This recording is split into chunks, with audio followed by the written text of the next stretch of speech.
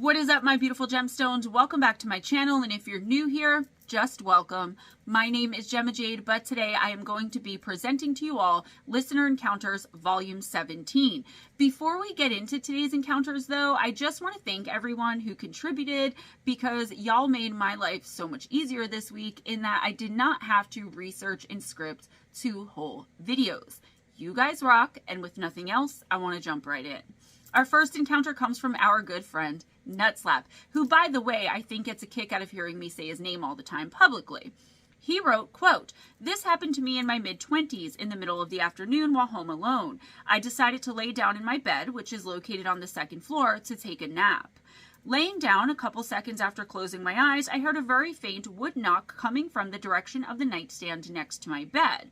I noticed it, but it was barely loud enough for me to even think about. I continued to lay in my bed on my back, eyes closed, and thought to myself, was that something? I quickly convinced myself it could have just been the wood expanding, and therefore it wasn't significant. Right about the moment I had that thought, the same sound repeated itself, except this time it was about 5 times louder and definitely significant. It sounded exactly like someone making one knock sound with their knuckles. At that moment, I knew someone or something was there in the room with me. At this point in my life, I had never had a real ghost or paranormal experience. The only thought I had at that point was, that's interesting. Between 3 and 5 seconds later, I felt a weight on the side edge of my bed, the same side the noise came from, as if someone was pressing down on the bed. Then another weight in a slightly different area, then another. The best way I can describe it, and the way I saw it in my mind, is the first weight was a knee, the second weight I felt was an elbow. Following that was the feeling of a hip and a shoulder, then a full body. It was as if someone actually crawled in the bed with me, exactly how a physical human would. It was a slow progression, but I could feel every movement, and even heard little creaks of the bed frame as this entity laid down next to me. So now I'm lying there, still haven't moved, and I can feel the weight of a human body lying next to me. As this was happening, I questioned myself over and over. Is this really happening? Is something actually weighing down my bed next to me? Every time I asked these questions to myself, the answer was a definite yes. In the moment, as the entity is next to me, motionless, I felt very peaceful and never once wanted to open my eyes. I decided to try and communicate, so I asked it questions in my mind. Who are you? Where did you come from? When did you die? I waited for a few seconds to hear the answers. I thought for sure I would receive communication, but to my dismay, I didn't hear anything with my ears or in my mind. Again, I didn't feel the need or want to either move or open my eyes because of the strong feeling of peace.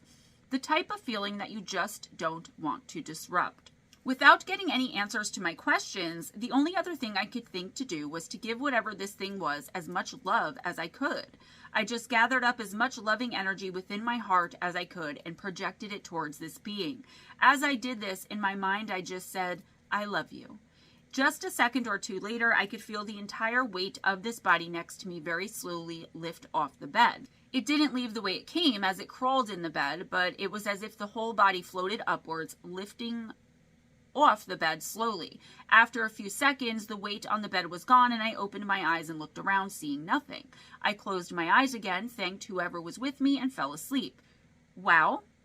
So believe it or not, this is a pretty significant first experience, and I wonder if maybe this has happened now after our friend has spent so much time chatting with me privately or coming into the streams and chats with the gemstones, if it would have gone differently. So like if this had happened after Nutslap, you met me, or all of us. And I do want to say, I think an answer more than likely did come to you that day, Nutslap, but I also believe that it was in the form of a download and not actually audible, and so you just didn't receive it. That happens a lot, guys, where we do receive communication from these entities we can't see, but know are there with us, only we don't hear it because we aren't open or receptive enough, even if we're trying to put feelers out to become or to be more open and receptive enough. So guys, I do plan on asking Nutslap some further questions about this one, but I would say that this was more than likely an entity that was either a team member or an ancestor, and that whether he realized it at the time or not, he was thinking of something or otherwise feeling a bit down that day. If that isn't the case and there was never anything else or any other interactions like this, then I would say that perhaps he picked something up somewhere that followed him, or it was a random entity passing through that was just attracted to our dear old Nutslap and his energy somehow. There's so many different things that this could be, and it isn't uncommon for people who don't realize they're emotional sensitives, like Sir Nutslap, where they only notice one interaction when really they're having so many. There was more than likely more than that for sure. Let us know what you think in the comments, guys, and let's move on to our next one. Our next personal listener encounter comes from our Ghost Dragon ZW, and it's about his own personal experiences with black-eyed kids. Ghost has a very different type of BEK encounter when he has them, but I've also seen them in this capacity at a hospital lurking around seemingly randomly and playing a weird game of hide and seek with me, but he's experienced it much more frequently and a little differently. So here's what he had to say. Quote, "First, the black-eyed kids I see are not the ones you hear of. The BEKs I see are always in hospitals that I've spent time in.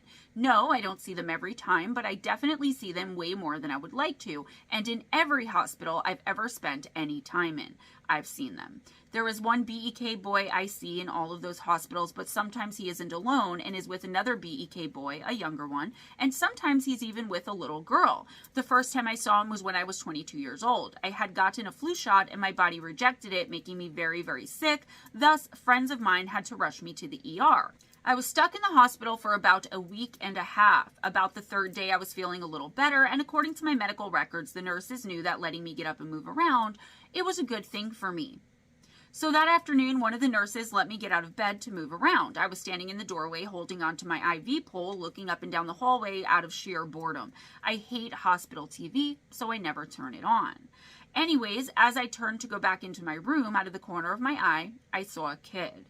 So I turned to look because something just didn't seem right. As I looked down the hall, the boy was standing in front of a doorway about 10 feet away from me. He was wearing blue jean bib overalls and a red and white striped t-shirt and looked to be between the ages of 10 to 12 years old. I laughed to myself thinking, it's Dennis the Menace. As I watched him, I noticed he was passing right in front of the doorway, like he was waiting for something. His head was down, so at first I really couldn't see his face. Then a nurse walked by him and went into the room that he was standing in front of. The nurse never even looked at the boy. She never even acknowledged him. That kind of had me confused a little bit. He was standing right there. You'd think she would have at least said hello to him or acknowledged him in some way, but no. As the nurse was in the room, the boy looked up to, I guess, watch her. As the nurse came out of the room again, not paying any attention to the boy, and walked by him again as he watched her again, this time I saw his face. He had black as night hair, which made his face look even more pale, and he had very few facial features. However, his eyes were as black as coal, all black. There was no white, there was no color. As he watched the nurse pass by, I thought for sure he saw me looking at him. Crap, I was almost in the middle of the hall. He should have seen me, but I guess not.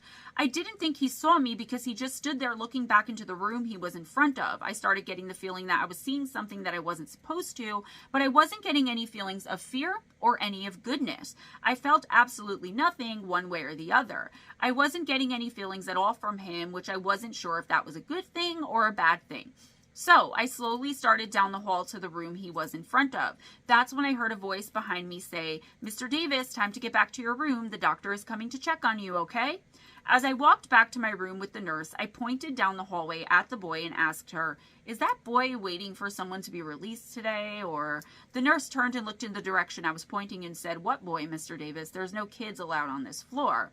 Yet the boy was still standing there. I rubbed my eyes and I looked again, certain that I was hallucinating or something because there was no way she couldn't have seen him. He was still there.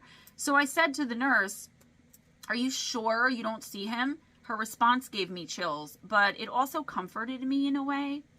She said, "Nope, but people see weird stuff all the time around here, even some of the nurses and doctors. Just let it go, okay? Just worry about yourself." So I calmly walked into my room, got back into bed, and waited for the doctor. After the doctor left, I got back out of bed again and went to see if the boy was still there, but before I could make it to the door, I started hearing a woman screaming for help. As I did my best to rush to the door, all the while having a really big gut feeling that whatever this was had something to do with what I had just seen, I got to the door and looked down the hall to where the boy had been standing. The black-eyed boy was gone, and the nurses and doctor were running into that room. I waited for a bit before a nurse came to tell me to go back to bed. The next day, one of the nurses that was in the room at the time had brought me a snack to enjoy. As she was checking my IV and stuff, I asked her what had happened in the room down the hall the day before, the one where I had seen the boy and also where the screaming had been coming from. She told me, "Shh, I'll tell you, but remember that I could get in trouble, okay? So don't say anything." There was a man in that room who, like you, was very sick. His wife said he woke up freaking out, saying that the kid wouldn't let him leave, and his wife kept asking, "What kid?" Next thing she knew, he started grabbing his chest, she started screaming, and that's when we started filing into the room. That's all I know. Weird, right? The nurse said that the man is alive and doing well and had been moved to the ICU for now. I have a very strong feeling that man will never be the same again. That is, if he was seeing what I was seeing. I hope he's well now, if he's still with us on this planet, end quote. So as you guys can see, this is something altogether different than the encounters we normally see, or even from the encounters that I wrote about in my books about this particular phenomenon, the black-eyed kids phenomenon. I personally know hospitals are most of the time large vortexes for all sorts of entities to come and go. And I believe that not only has to do with all of the death happening there, but also all of the illness and extreme emotions that happen in those places daily and all day long. That's why hospitals will usually retain a haunting even when they've been shut down for decades or even centuries. It's like the walls and even the land itself becomes saturated with the energy, whether it be negative or positive, and it becomes like a vortex. While I believe there's a mix of good and bad, for lack of better words, energies and entities haunting the walls of most hospitals, I do believe that one will always overshadow the other. Most of the more higher vibrational spirits will be taken away to someplace better once their business is done or the human belonging to that spirit dies, in whichever way they do. The darkness, though, it always seems to linger, again, at least in my experience. This is why emotionally and spiritually sensitive people tend to have a very hard time when they're in hospitals, and why most people are afraid of them in general, even if they don't really understand why. I've seen the black-eyed kids in hospitals myself, but normally in the cases I've seen, they tend to be there to collect dark spirits. So I really don't know what to make of the fact that our ghost dragon sees them a lot and has seen them so much, lurking and lingering around people who are alive, but who are about to either go into cardiac arrest or have some other type of near-death experience. These things remind me more of ghouls than anything else, but when I say ghoul, I just mean something that lurks around sickness and death and possibly feeds off of it. So what do you guys think? Let us know in the comments below, please. And thank you, Sir Ghost Dragon ZW, for sharing yet another one of your amazing stories. Our next one comes from a lovely lady that I absolutely adore and that you all adore as well, if you are a regular in Mine and Ghosts streams. However, she asked me to change the names and to keep everyone anonymous. I wasn't sure if that included herself or not, and I didn't want to take any chances, so I decided to leave her anonymous as well, making up names for anyone else who might be in the encounter too. I've got to say I'm very happy that so many of my regular gemstones came through for the listener encounters this time. Just know, guys, that you don't have to worry about mistakes in the writing or anything like that. I know that most people aren't trained in professional writers, and of course, I'm never judging you guys, nor do I mind the simple editing that comes along with going through these encounters. Other than a bit of editing just to make it flow better and without ever changing anything about the actual story, there's nothing different about the final product. Here's what our friend had to say, quote, "Hi Gemma, I'm going to try to put this together the way I remember the events as they happened. We lived next door to my grandparents who had a self-sustaining farm. I grew up riding my pony bareback, playing in the woods all day, building forts and teepees. I had all kinds of critters to play with, tame and wild. It was my heaven. One day while I was playing under a tree in the front of the yard, I didn't hear a thing, but I felt someone was watching me. I looked all around and then up. In the tree on the small hill was the biggest owl I had ever seen. We locked eyes. His eyes were big and orange with a white/gray chest. I'm pretty sure it was a hoot owl, which is what they call the great horned owl. I ran inside to call for Granny to see. By the time we got back, the owl was gone. Owls have followed me everywhere all my life. Looking back, I felt watched that whole summer. When fall came one night, two beautiful identical little girls came into my room. They stood there just staring at me. I wasn't afraid, and so I spoke to them. We played for a while and they left. This happened many times that fall and into winter. I gave them hard candy and little bouncy balls as gifts. They told me I couldn't tell anyone of their visits. If I did, they would never come back again, so I didn't say anything." That was strange to me that I didn't tell anyone because I told my granny everything. One night they asked me to go with them. I said, oh no, I couldn't do that. It would make my mommy and granny cry. Suddenly, they changed very quickly into hooded figures with claws, and they started speaking a language I didn't understand. I was terrified and backed into the corner. One was bigger than the other, and he held the little one back from getting to me. It seemed they suddenly hated me. They then vanished, and I've never seen them since. That spring, I was down in the woods and came upon a beautiful circle of little blue and yellow flowers. The circle seemed to sparkle. I would always gather wildflowers and bring them home for Granny, so this was tempting to me. I was just about to step inside the circle when a voice in my head said, no, do not go in there. So I didn't. When I came back around to find the circle again, of course, it was gone. Not long after that, the prophetic dream started. My great Aunt May, who I only met as an infant, came to me one night. I didn't even know her and had no memory of her at that time either. She said she was going to heaven, but not to be sad. She said that we all will be together again someday and that I was to tell my father this. So that morning I did. It must have been a weekend because Daddy was home reading the paper at the kitchen table. I told my parents what had happened that night and everybody freaked right out. Daddy was angry and told me never to talk like that again. I was very upset. A few hours later, the phone rang for my father, and on the other end of the line was the news that Aunt May had passed. My parents immediately both looked at me like I was green or something upon hearing that news. Several months after that, Mr. Jones, a spirit, came and said basically the same thing as what my Aunt May had said right before she passed away.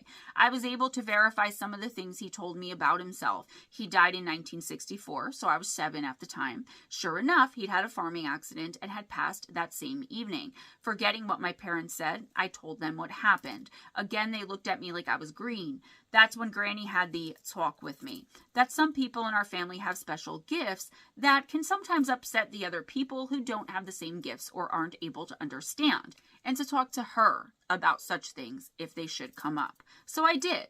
When I say I saw these people, they looked as real as you or I, not like a ghost or spirit. They looked like real people. The prophetic dreams have been more of a burden than anything else, and it freaks people out. I only get half the story, one that is incomplete and that I can't change. For instance, I'll see you having an accident, but I can't tell you when it will happen, where it will happen. I found it frustrating as hell, and on top of that, everyone started calling me a witch. I've always been good at reading people. When Grandpappy passed, he kept coming to me at night saying to take the money. The money is for you. I didn't understand what he was saying and thought he was talking about his will. I said, what's done is done, and I'm certainly not going to change it. I was so upset by all of this, I got down on my knees and prayed to my Creator to take these gifts from me.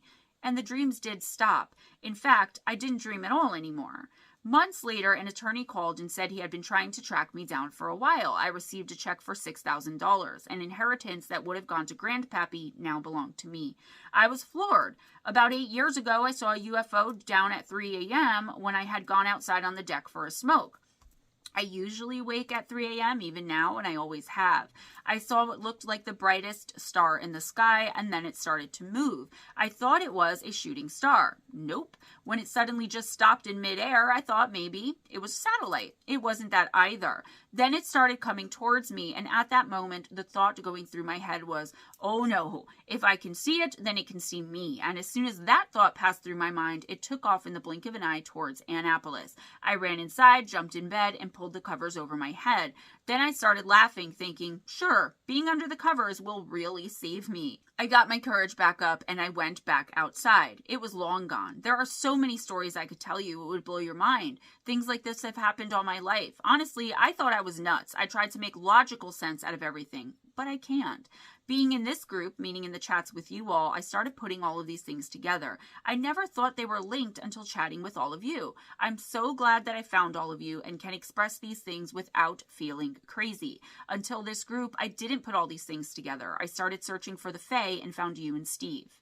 And I'm a better person for it. I usually keep these things to myself. Now I'm blasting my story to all of you. What you're doing is helping people. Maybe we're all crazy, but at least we are not alone. Hope you can understand this. I write how I speak, not so good. Change up the names if you use my story. I think I sent you a story about the little people before. Maybe you can find it and it has more info. Keep going, sweetie. Don't get discouraged. You're going to make something big out of all of this. It just may take more time than you'd like, but you are going to make it. You can do anything you set your mind to. I'm sorry if all of this is jammed up together. I hope you can understand it. Love you, kiddo. Anonymous, beautiful woman. I named her that. She didn't give herself that name. So there's a lot to unpack here. I first want to say that I know how hard it is for people to publicly talk about things like this, and that's mainly due to the fact of how it's all been stigmatized by a majority of people. If you're watching a paranormal ghost hunting show, then all is perfectly fine, but if those same people who are obsessed with those kinds of shows are confronted with people who see spirits or something like that in real life, then we, the people who see the spirits, are the crazy ones. I would like to start with the two little girls in the beginning of the story. Demons almost always will lure a small, sensitive child into a false sense of security by presenting themselves as an innocent child themselves, befriending the sensitive child until it's too late and the sensitive child is drawn in and possibly possessed. For the person telling this story, your amazing and incredible light, as well as your obvious abilities and spiritual gifts, are probably what brought these things to you in the first place, inadvertently. The woods and forests of this world are places where darkness and form lurk. Meaning, do you remember all of the old fairy tales you've seen or old movies you've watched or even all of the old legends you've no doubt heard about where witches get together with their covens and go, where they all go and do their evil work? That's right. Yeah, they go into the woods. Here's the thing. I think many of these so-called evil witches weren't that at all, and they just didn't realize all of the portals and vortexes that are also in the woods that drew these entities out of wherever they came from centuries or even millennia ago, leaving them free to roam around forever, wandering in search of an innocent to prey upon. All of these seances in sacred circles done in the woods, all of the conjuring, whether for good or bad, have opened all different types of portals to an immeasurable amount of places that are much different from here. And some of those places are good, but many of them are evil or lower vibrational. So more than likely, you accidentally picked these demons up in the woods one day while you were out there playing, and thinking that they were little girls just like you invited them not only into your home, but into your life and into your energy as well. When you refused to go with them and they realized you weren't an average human being that they could just possess or even mildly compel, it pissed them off. But that's also the reason I think you were spared that night. It's the reason they couldn't hurt you. And if that doesn't make sense right now, then hold on to it because I'll explain it. Your Aunt May, Mr. Jones, and the visits from your grandpa are all signs of your extrasensory abilities that I know you would rather be Chinese water tortured than accept you have. But remember, my dear, just because we don't want the responsibility of something doesn't mean we won't be charged with the responsibility of that same thing. I'm glad you had your grandmother to talk to. My grandmother was also a great source of comfort and understanding for me when I was little, when it came to my abilities as well. It always struck me as odd because I know for a fact my abilities came from my mom's side, as they normally do, almost 99% of the time, and it was my paternal grandmother who was always there guiding me. I think in my case it may have come from both sides of the family, but I'll never have any way of knowing for sure. The prophetic dreams are another story altogether, and I also know how frustrating those can be as well, for the same reasons you find them so irritating and confusing. I think those are something you actually have to work with in order to be able to get a better understanding of and get better at pinning them down and pulling out more information. And even when you try your hardest and do everything that you're allegedly supposed to do the right way, you still might not ever get the details you so desperately need in order to be able to help the people who are involved. The fact that owls have basically followed you around your whole life means a lot more than that they are just your animal guides or spirit animals. I believe, and you might not like this, but this is my opinion, that you have some extraterrestrial DNA inside of you, and that's why you have a lot of these special extrasensory abilities. I'm extremely confident that some of the memories of owls, specifically of staring into their eyes, that you have are just abduction screens that were implanted there by your extraterrestrial ancestors and family members to protect you from what you really are so that you don't lose your mind, because in all honesty, who wouldn't?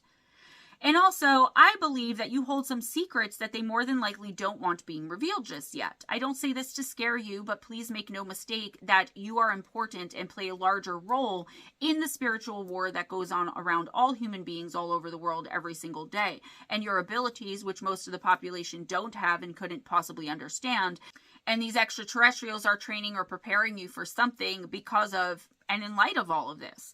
I love you, Mama. And if you have any more questions, don't hesitate to reach out to me. It takes me forever to respond to emails, and you very much dislike texting, but we'll make it work if we have to. Just keep being beautifully you, and thank you so much for telling your story. I'm sure typing all that out wasn't easy, especially with the fear you've garnered around your particular abilities. One more thing is that you can't escape it, and I hope you at the very least have come to a place of acceptance, or that you do soon, just so that you're ready when you're called by them to act and or move within their purpose. Our next encounter comes from another person I am very close to, but who also wants to remain anonymous, so of course I'm going to honor that request. This is an issue this person has come to me with, and I'm going to explain it rather than quoting what she said because I don't want to give her away. This woman has an adult daughter who was having some issues with the old hag/hat man, and they got that under control using crystal healing and some herb magic. Now, her granddaughter, who is below the age of 3, is going into her daughter's room, meaning the woman who wrote the story, and the 3-year-old's mother at night and telling her she's scared. There's something in her room. Our friend wondered if maybe this is normal for kids that age or if something else could possibly be going on. I would like to comment briefly. Yes, it's very normal for kids that age to entertain very nebulous fears, especially when it's dark and they're in a darkened room alone, like at night when they're going to sleep. However, it's actually less common in 3-year-olds and usually starts at around age 5 or 6, the kindergarten age, when kids start to come to a general understanding that sometimes bad things happen in this world. Also, combined with everything else going on or that's gone on in the home where you and your daughter had to use crystals and herbs just to get the evil entities out, I think you have good cause for concern here. The entities may not have left, but only migrated and found easier prey. Please keep me informed, as I am horrible, as most of you know if you've ever tried to get in touch with me through email, with checking and responding to emails in a timely manner. I would love to know if you've taken any action, and if you have or if you haven't, how are things going? Of course, I would love for you all to weigh in the comment section as well. After writing all this out, I came across the original post, and I'm going to leave it here as our next encounter. So I was originally just explaining it, but then I found the actual email that she was talking about. So I'm going to put that in now. Quote, "Hey Gemma, I just got off of a long conversation with my daughter. She said she felt compelled to tell someone about this. She had been seeing occasionally a shadow person in a cloak standing in the corner of her room for years now. He, she called him he, is accompanied by a woman. She puts her face close to my daughter and laughs. She's pale with long flowing black hair. She doesn't see her body. She says it's as if she's flying and her body is straight behind her. I'm floored. I knew she was an empath and she's very spiritual, but I had no idea she was experiencing this. Pretty sure now that's why I smudged her old house about 25 times. She says she's not afraid of them anymore, but can feel the negative energy. She's calling them spirits. Interested to know what you think. I told her to think about how she's feeling and what's happening in her life at the times these things come to her. And that sometimes when our light is shining the brightest, evil tries to extinguish it. Well, I'm in shock and had to write this down while it's still fresh in my mind. Crazy times. Have a great day." End quote. So I first want to say, since your daughter can still feel them there, even though she felt the negativity almost disintegrate, it makes sense they moved on to her child, who would be more unknowing and unwitting than your now very aware daughter. However, and I know most people aren't going to understand this whole thing honestly sounds to me like a woman in black encounter. Trust me when I say, especially with the fact that this person has a whole slew of abilities and more than likely passed them along to her daughter, and more than likely her daughter passed them to her daughter, which is the original person's granddaughter. As I said in the last encounter, it's almost always passed down through the maternal side of the DNA. There's more than likely some abduction experiences here, but this is something I would need to speak to the person in private about, assuming they still even need help with how long it took me to answer, or presuming they even want to speak about it. So if the person who wrote this to me is listening, please email me and I'll make a commitment to checking twice a week. Let's move on. Our next and final encounter also comes from someone who asked to remain anonymous. I don't know why on my channel, nobody wants to give their name, but it is what it is, and I appreciate the encounters either way. They wrote, quote, "Dearest Gemma, you seem to be the only person who I feel like I can tell this insane story to, and I know that you will not only believe me and believe in me, but you won't judge me either. Or at least I hope that's true. I have been trying to tell this story for years, to talk to people who I know and trust about what happened to me, but after the first few responses I've gotten, mainly with people that I thought would be on my side, looking at me like I was crazy, and one of them even refusing to speak to me anymore when they finally realized I wasn't kidding, it's become a traumatizing memory and situation. Maybe while you're at it, you or some of your listeners / gemstones will be able to give me some advice or have more insight into what exactly I experienced here. I was around 10 years old when it happened for the first time. I was in my room and suddenly I started to hear some sort of conversation happening somewhere else in the house. It sounded like it was coming from downstairs, and it also sounded staticky. Somehow, like someone was watching a movie on TV and the antenna needed to be fixed. It was the 80s, so it wouldn't have been too out of the ordinary if that were indeed what was going on. However, my parents were asleep in the bedroom next to me, and I knew that they were in there because I had gone to bed at the same time as them, and they had tucked me in before heading into their own room, where I heard them talking and getting ready for bed, and where I could still hear my dad snoring as I laid there, listening to whatever else was going on in the house. My bedroom door was closed, and there was only a very dim moonlight coming in through the curtains, but it was around Christmas time, and I live in Maine, so it was freezing outside. The only other light that was on that I could see was my tiny night light, which was dimmed a lot by the nightstand that was in front of it at the time. That night, I managed to swallow my fears and get up out of bed to see what was going on, but after walking through the whole house in fear and with the distinct sense that someone was watching me, and after not finding anyone awake and all of the televisions and radios off, I ran back to my room and hid under the covers. I was terrified but managed to fall back asleep. This happened every single night for a week, and I tried to tell my parents, but they just kept telling me that I was having a bad dream or something, and that I should just try not to think about it.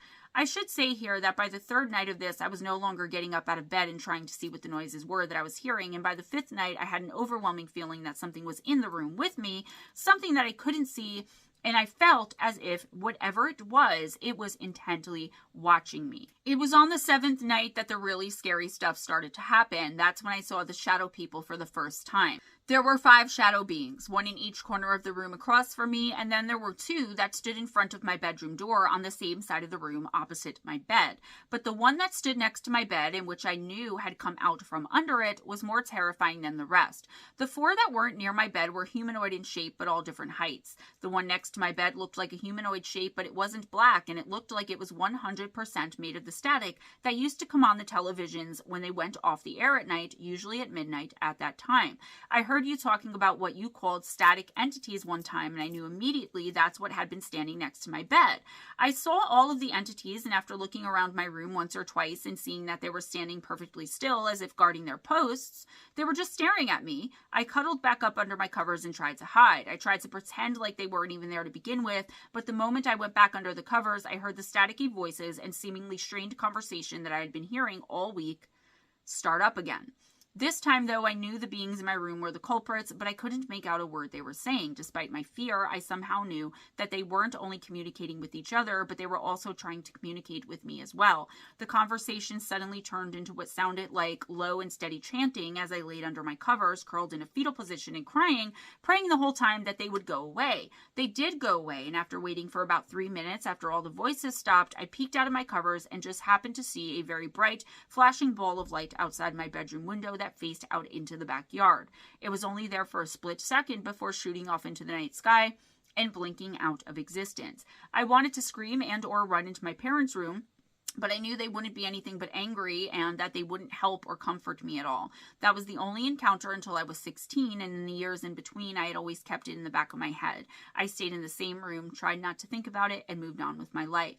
When I was 16, I had a cat that had been with us for around 5 years at that point, and that was the only pet or animal in the house at the time. The cat normally slept at the foot of my bed, but her litter box was in the kitchen downstairs, and so I had to leave my bedroom door cracked open a little bit in case she had to go to the bathroom in the middle of the night.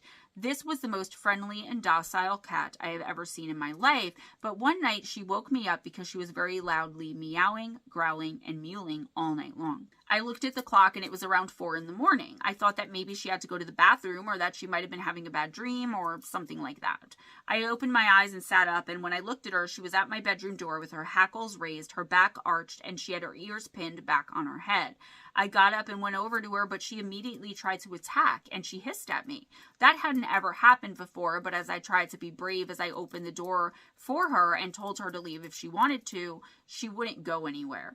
I suddenly saw a movement out of the corner of my eye, and something was running down the stairs to the right of me. The cat growled louder, hissed again, and was now looking in the direction of whatever had just gone down the stairs. I decided I wasn't afraid and was in my own house. I was going to see what was going on. I started walking down the steps as confidently as I possibly could have, and as I got closer to the living room, I started to hear the staticky conversations again. I looked all around while I stood there, frozen in place, and with the memories of the week I dealt with those shadow static beings in my room flying back through my head. I didn't know whether I should turn and run back to my room or keep looking around for answers. I suddenly saw one of the staticky shadows run by me really quick out of the corner of my eye, but it wasn't humanoid and was shaped like a dog or some sort of large canine instead. I could hear the cat still making all of these horrible noises, but she had stayed upstairs and was only standing at the top of them now and looking down at me. I turned to start walking back up the stairs, and once again I heard the conversations and the chanting, all of which I somehow once again knew was being aimed at me, but I couldn't make out any of it as it sounded like it was in some other language I had never heard before. I turned and looked over my shoulder and saw 5 shadow beings, but this time they were standing by the front door and seemed to be pointing at or beckoning to me. The dog shadow ran to them, and before anything else could happen, I ran up the stairs as fast as I possibly could. I had no idea where my cat went, but I got into bed and was ready to start crying under the covers again. As I did that, I once again saw that same flash of light outside that same window, and then it was gone. My cat came lazily out from under my bed and jumped up onto it, meowing normally and purring as usual. She came and rubbed herself against me in a gesture of calming love, and then she went back to sleep, and so did I, eventually.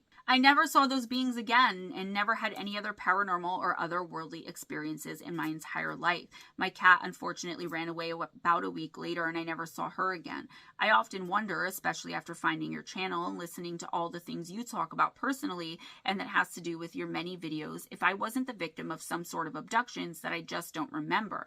I mean, how did I so easily fall back asleep in my memory of the nights before whenever I would see the entities become so vague, and I didn't have a lot of details. So what do you think happened here? I would also love to hear what everyone else has to say. Thanks for your time. End quote. So I have a lot of thoughts and ideas about this one, guys, and I did email this person back with all of them, but I would like to know now what you guys think of this. I really would love to hear, after everything you guys have learned from me and everything we've discussed together and gone through in the thousands of videos on all different types of entities, static and shadow included, what do you guys think happened here? Or what do you think's going on? Let me know in the comments below, please. That's all I have for you today, guys. Please give this video a big thumbs up if you enjoyed the content, and if you enjoyed hanging out with me. Spread the love by sharing this video. Subscribe if you haven't already, and make sure your notification bell is turned on and to all. In the description box, you will find important links, how to donate to the channel, PayPal, Cash App, Patreon, my Amazon wish list gift link. Also, the schedule for the entire week, when all of the live streams happen, who's on those live streams, the pre-recorded videos, all of that in the description box, as well as links for the Kindle, paperback, and Audible version of all of my books.